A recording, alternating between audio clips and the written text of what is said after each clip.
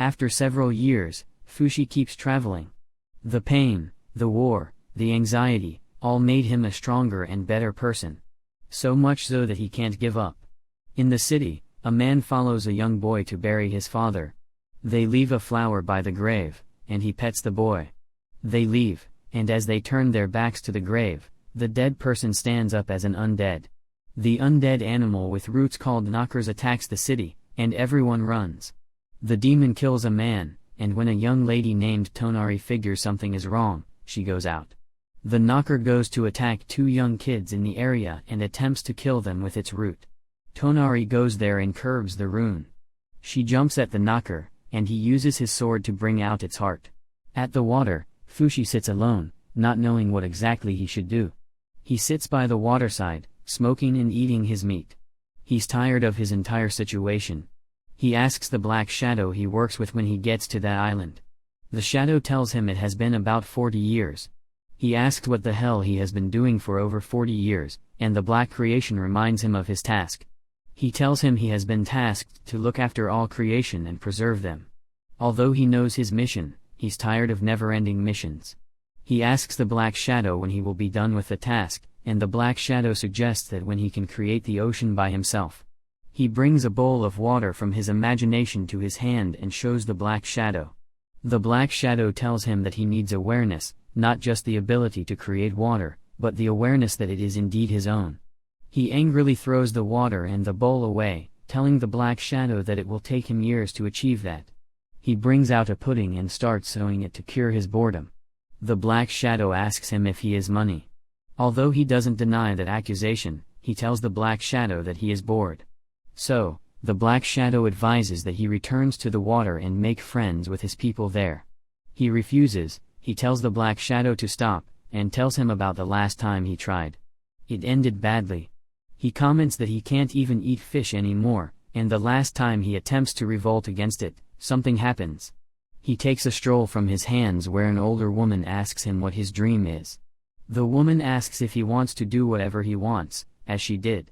He requests that he wants to live his life as a fish, that way he won't see any humans again. He decides to change into a crab, and when his black shadow sees what he has become, he tells him it's okay. That way he will be able to obtain what he was unable to get when he was human. As he speaks to the black shadow, the water starts sweeping him away. He notices his eyes are closing and remembers that crabs don't have eyes. As he stops being human, his human memory becomes hazy. In the water, he takes on several forms and he turns into any fish who swallows him. According to the black shadow, he journeyed in the water for over 2 years. Over time, he becomes friends with a particular fish, and they become buddies. Since he has lost his memory as a human, he doesn't have too much to think about. Just the places he has been to, the food he loves, and the sights he loves.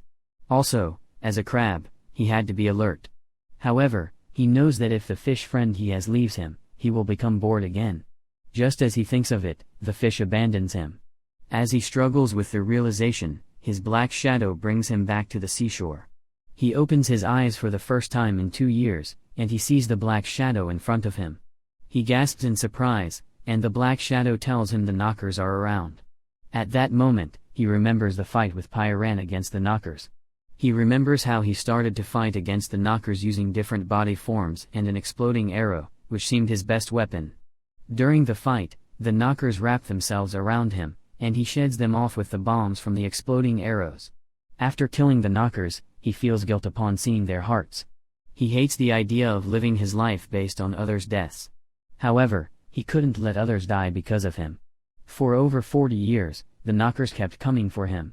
He fought them, defeated them, and kept eating them. It's over 40 years, and he wonders how his people in the city are doing. He thinks about them and wonders if they are fine, while rejecting the possibility that they could be dead. As he wallows in his thoughts, the black shadow comes to bring him back from it. He tells him the knockers are at a neighboring village, and they are killing people. Their act could be a threat to bring him outside, or it can also be an allure to find him. Fushi hates the idea of having someone die instead of him. So, he hardly tells the black shadow that they should leave for the village now. But the black shadow tells him it will take him over a month to get there.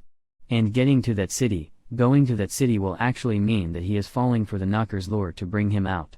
Fushi refuses to let people die because of him, but the Black Shadow informs him that people have died and are dying.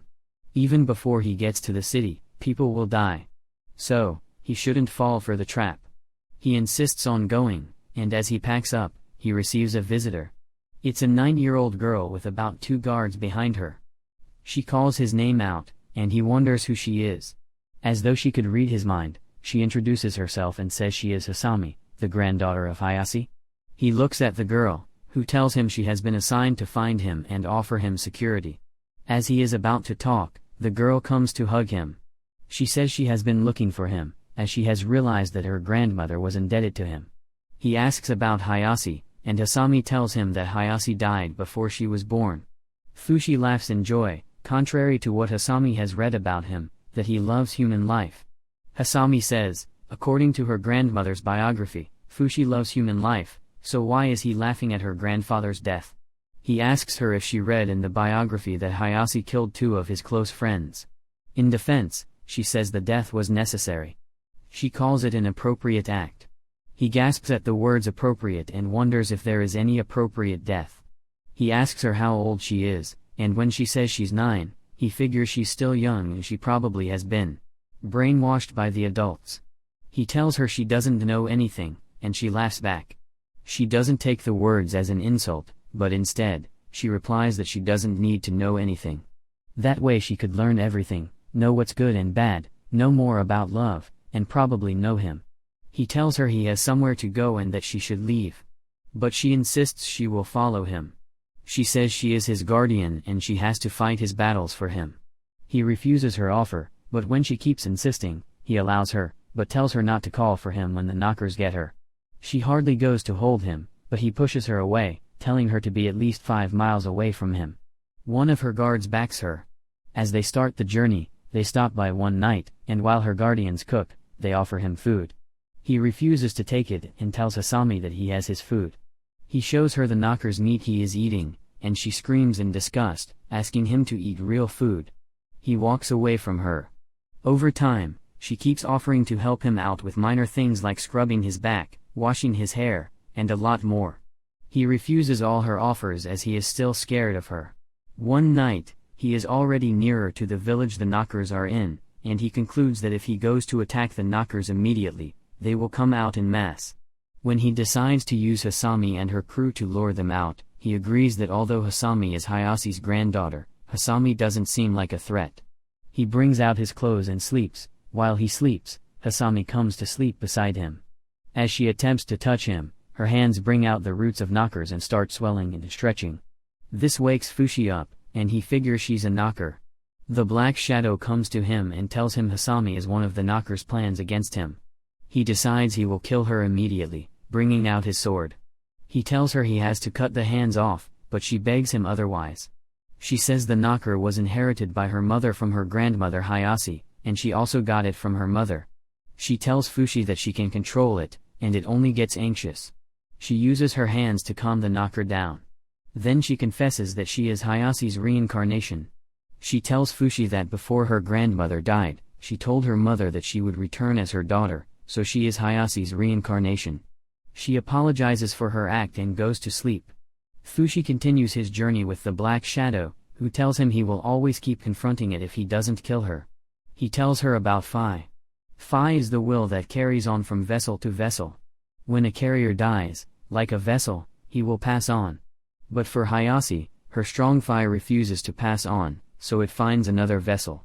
The Black Shadow figures something is wrong with Fushi when he asks him what he thinks, and Fushi says he feels bad because it wasn't Hasami who killed his friends. Yet he doesn't like her, and he feels uncomfortable around her. He claims it's unfair for a person to have that much hate for a 9-year-old girl. The Black Shadow tells him it's normal and it's just a defense mechanism humans build whenever they have been in trouble a lot. He tells Fushi that if he wants to get closer to Hasami, he has to do it step by step and get to know her first. So the next morning, Hasami looks for him around and eventually finds him by the sea. She has been concerned about him, so she commands him not to run off again. She meets him, and he tells her he has been trying to prepare the boat so that they will get to the city early. He asks her to enter the boat, and she does so happily. He pushes her boat, and they talk in the boat. Hasami picks fish for them to eat. He rejects the food and advises her to find a doctor to remove the knocker from her hands. He says she is too young to have someone controlling her. They eventually get to the city controlled by the knockers. As Fushi looks down and wonders how he would fight the knockers without calling for more attention, Hasami comes to him. It's as though she could read his thoughts. She asks him if he would like her to go and search the city first and bring him feedback. That's exactly what he wants, so he allows her to go. While she is in the city, two doctors come to Fushi. They recognize him as the white-haired Immortal, and they tell him they thought the knockers were always looking for him.